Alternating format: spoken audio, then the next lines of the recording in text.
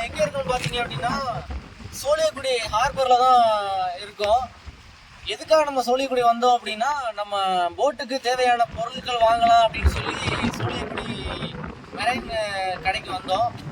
இப்போ இருக்கிற இடம் பார்த்தீங்கன்னா இதுதான் சோழியக்குடி லாஞ்சி ஹார்பரு. அதை தான் இப்போ நீங்கள் பார்த்துக்கிட்டு இருக்கீங்க.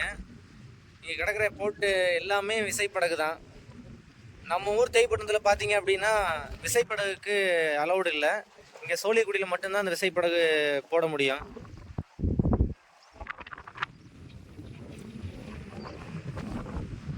மீனவர்கள் எல்லாரும் வலையை சரி பார்க்கறதுக்காண்டி வலையெல்லாம் அள்ளி ஹார்பரில் போட்டிருக்காங்க. இந்த வலை எல்லாமே சரி பார்க்கறதுக்காண்டி போட்டிருக்காங்க.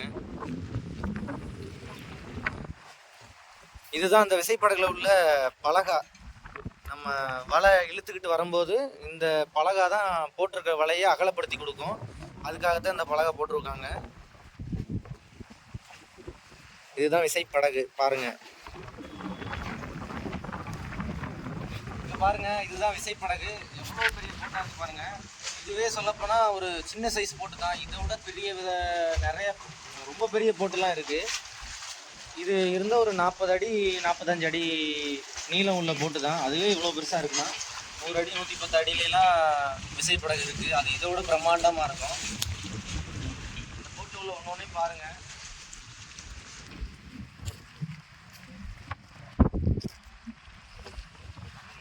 நினைக்கிறேன்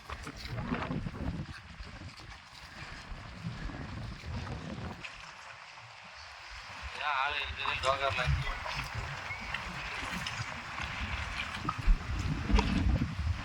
போதுமா 3 இன்ச்சு கலந்து பிடிச்சிருக்கு.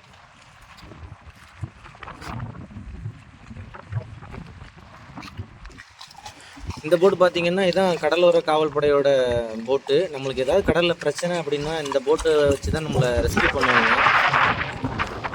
இப்போ நம்ம ஹார்பரில் நிற்கிறதுனால கடலுக்கும் கரைக்கும் கொஞ்சம் டிஸ்டன்ஸ் இருக்குது. இதனாலே நம்மளுக்கு காற்று ரொம்ப அதிகமாக இருக்கிறதுனால நம்ம பேசுகிற வாய்ஸ் கொஞ்சம் கிளியர் இல்லாமல் இருக்குது.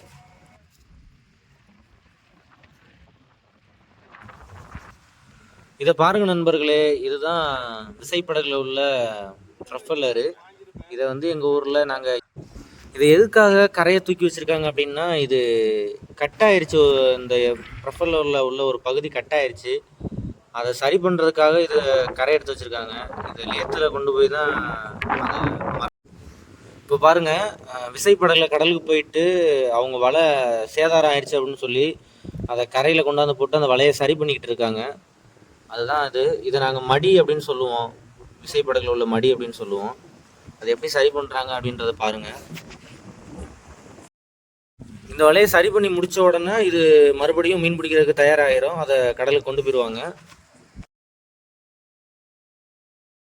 ஓகே நண்பர்களே, இந்த மாதிரி கடல் சார்ந்த விஷயங்களை பற்றி இன்னும் அதிகமாக தெரிஞ்சுக்க நம்ம சேனலை மறக்காமல் சப்ஸ்கிரைப் பண்ணுங்கள். நெக்ஸ்ட் வீடியோவில்